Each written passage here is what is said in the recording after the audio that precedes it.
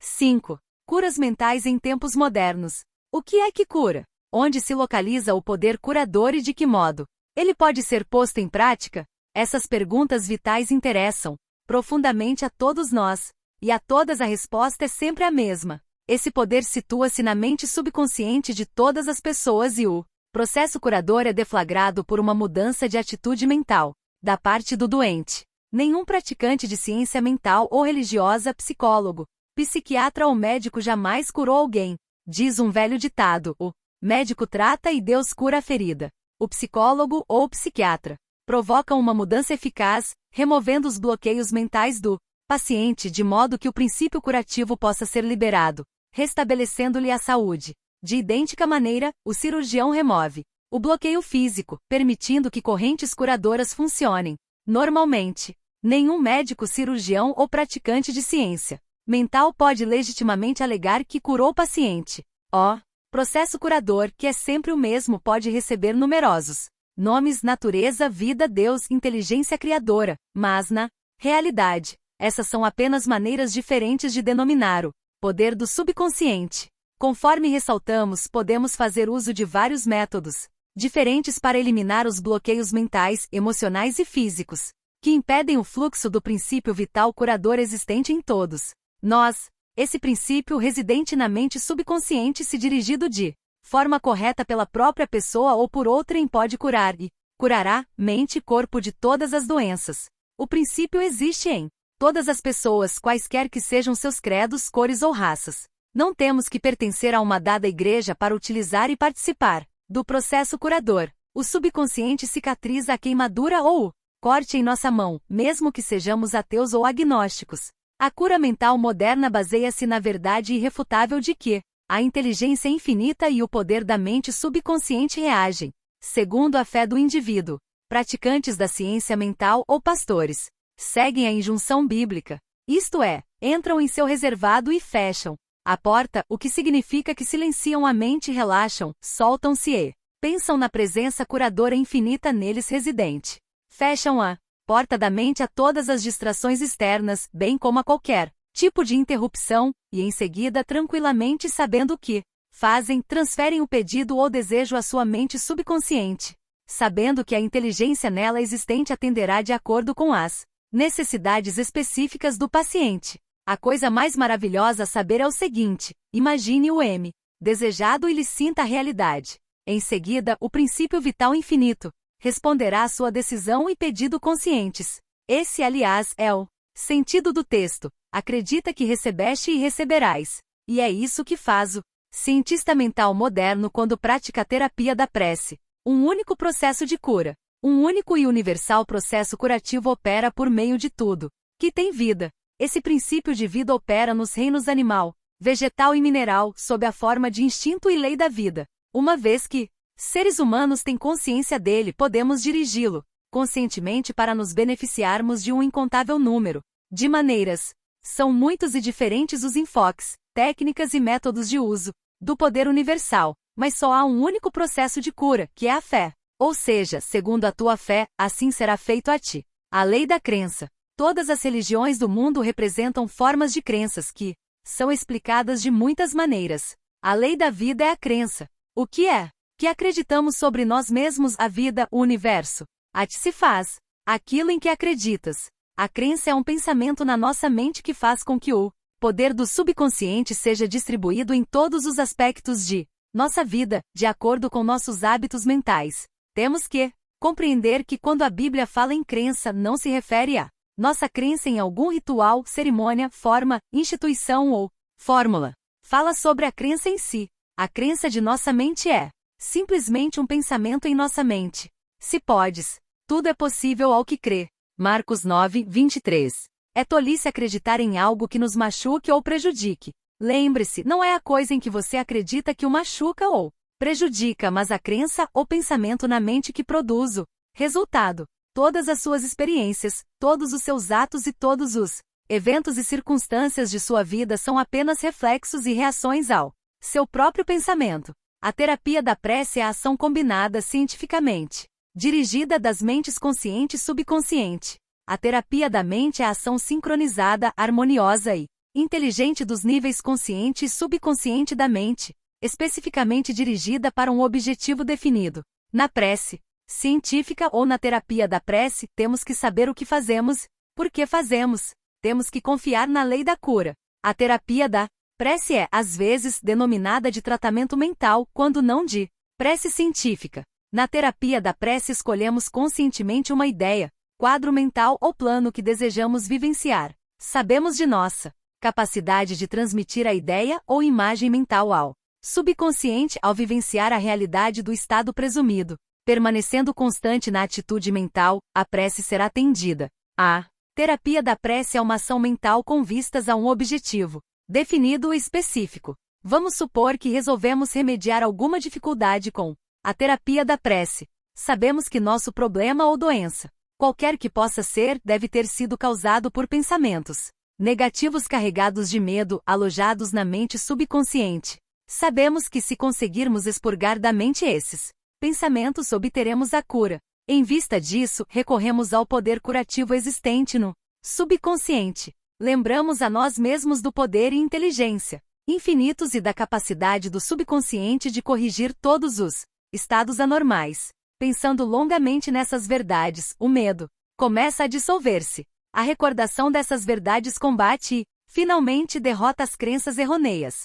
Damos graças pela cura que sabemos que virá. Em seguida, afastamos da mente o problema, até nos sentirmos orientados, após um intervalo, a voltar a orar. Enquanto oramos, recusamo-nos a conceder qualquer poder às condições negativas ou admitir por um segundo ao menos que a cura não ocorrerá. Essa atitude da mente gera a união harmoniosa das mentes consciente e subconsciente que libera o poder curativo. A cura pela fé, o que significa e como funciona a fé. É incondicional. O que se conhece em geral como cura pela fé não é mencionado na Bíblia, que significa conhecimento da interação das mentes consciente e subconsciente. Aquele que cura pela fé é um indivíduo que assim procede sem nenhuma compreensão científica autêntica dos poderes e das forças envolvidas. Ele pode alegar possuir um dom especial de cura e simultaneamente a crença absoluta do doente nele ou em seus poderes pode trazer resultados.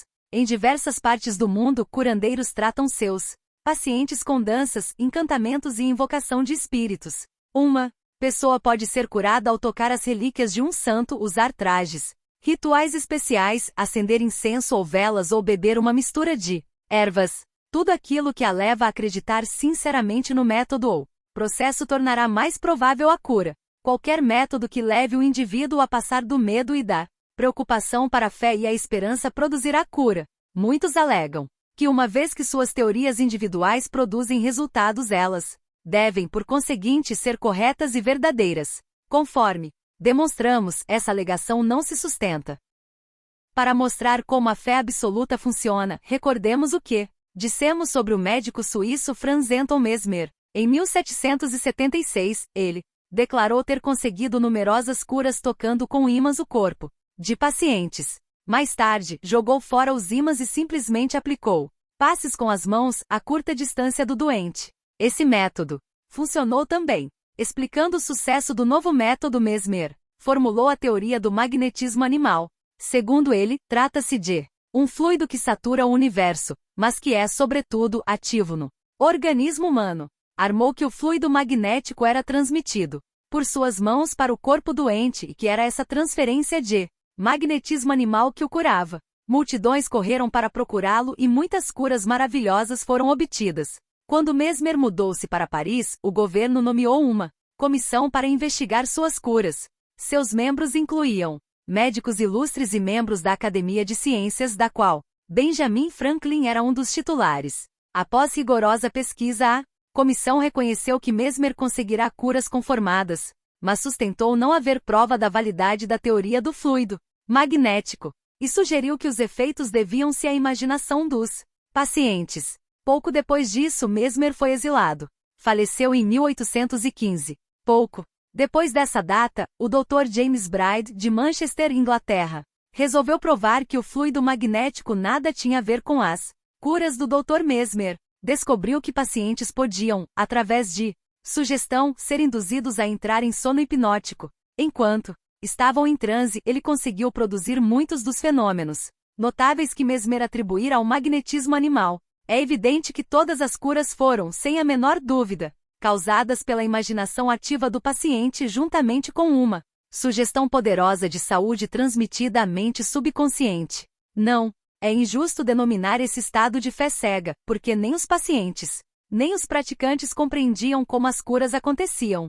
Fé subjetiva e o que isso significa. A mente subjetiva ou subconsciente do indivíduo é tão suscetível ao controle da mente consciente ou objetiva quanto à sugestão de outra pessoa. Segue-se que qualquer que seja nossa crença objetiva, se nós internalizamos a fé, ativa ou passivamente a mente subconsciente será controlada pela sugestão, e nosso desejo se tornará realidade. A fé necessária nas curas mentais é de natureza puramente subjetiva, e a maneira de conseguir isso é porém a oposição ativa da mente objetiva ou consciente. Para que ocorra a verdadeira cura do corpo, evidentemente será muito melhor que as mentes consciente e subconsciente estejam em um estado de aceitação completa da fé. Essa condição, porém, nem sempre é essencial. Podemos entrar em estado de passividade e receptividade relaxando mente e corpo e mergulhando em estado de sono. Nesse estado de modorra, o estado de passividade em que nos encontramos nos torna receptivos a gravações na mente subjetiva. Certa vez, uma pessoa me perguntou como foi que fiquei curado com o pastor fulano de tal, quando ele me disse que não há essa tal de doença e que a matéria não existe. Não acreditei em uma única palavra do que ele disse. Achei que ele estava insultando minha inteligência. Ainda assim fui curado. Como isso pôde acontecer? A explicação é simples. Ele foi acalmado com palavras tranquilizadoras, instruído a entrar em um estado de absoluta passividade e a nada dizer nem pensar por algum tempo. O pastor tornou-se também passivo, de forma tranquila, calma e insistente. Durante meia hora disse a esse homem que ele iria ter saúde, perfeita paz, harmonia e completude. Ao de meia hora o homem sentiu um imenso alívio e recuperou a saúde. É fácil compreender que a fé subjetiva dessa pessoa tornou-se realidade devido à sua passividade sob tratamento e às sugestões de saúde perfeita que foram transmitidas à sua mente subconsciente. As duas mentes subjetivas estavam naquele momento em estado de comunhão. Se o paciente tivesse permitido que aflorassem dúvidas sobre o poder do curandeiro e a validade da teoria em que ele se baseava, essas reservas teriam atuado como autossugestão antagônica. As sugestões do pastor teriam sido fortemente prejudicadas ou mesmo inteiramente anuladas. No estado sonolento de modorra, contudo, a resistência da mente consciente foi reduzida ao mínimo. A mente subconsciente do paciente tornou-se receptiva às sugestões do pastor e desempenhou suas funções de acordo com as sugestões recebidas. Disso-se seguindo a cura. Significado do tratamento à distância. Suponhamos que, enquanto mora em Los Angeles, você recebe a notícia de que sua mãe, que reside em Nova York, está gravemente doente. Seu primeiro impulso é deixar casa e trabalho e correr para ela. Mas e se isso não fosse possível? Você renunciaria a qualquer esperança de emprestar a força de sua fé ao processo de recuperação dela? Não. Conquanto não possa estar fisicamente presente, suas preces ainda assim a ela chegariam. E é o Pai interno que faz a obra. Só há uma única mente criadora. A lei criadora da mente está à sua disposição. O que você tem que fazer é induzir a vivência interior de saúde e harmonia em sua mente. E a resposta será automática. Essa materialização interior, atuando por meio de sua mente subconsciente, agirá por seu lado sobre a mente subconsciente de sua mãe. Seus pensamentos de saúde, vitalidade e perfeição operam por meio da única e universal mente subjetiva. Põe em movimento uma lei do aspecto subjetivo da vida que se manifesta pelo corpo de sua mãe como cura. No princípio da mente não há nem tempo nem espaço. A mesma mente opera por intermédio de sua mãe e de você, onde quer que vocês possam estar. Na realidade não há tratamento à distância em comparação com o tratamento presente. Você não tenta enviar pensamentos ou manter um pensamento. O tratamento que você faz é um movimento consciente do pensamento, tornando-se consciente dos aspectos de saúde, bem-estar e relaxamento. Esses aspectos ressurgirão na vivência de sua mãe. Os resultados se seguirão automaticamente. Vejamos um exemplo concreto do que é erroneamente chamado de tratamento à distância. Uma mulher em Los Angeles soube que a mãe, residente em Nova York, estava com trombose coronária. Como não podia correr para seu lado, orou da seguinte maneira: a presença curadora está exatamente onde minha mãe está. Seu estado físico é apenas um reeixo de sua vida mental, como sombras projetadas numa tela. Sei que para mudar as imagens na tela tenho que mudar o que elas remetem. Neste momento projeto em minha própria mente a imagem de completude, harmonia e perfeita saúde de minha mãe. A presença curativa inita que criou o corpo e todos os órgãos de minha mãe está neste momento, saturando cada átomo de seu ser, e um rio de paz flui por todas as células de seu corpo. Os médicos estão sendo divinamente orientados e dirigidos, e quem quer que nela toque está sendo guiado para fazer o que é certo. Sei que a doença não tem uma realidade não. Se tivesse, ninguém poderia ser curado. Neste momento, eu me torno uno com o princípio inito do amor e da vida, e sei e ordeno que harmonia, saúde e paz estejam sendo agora manifestadas no corpo de minha mãe.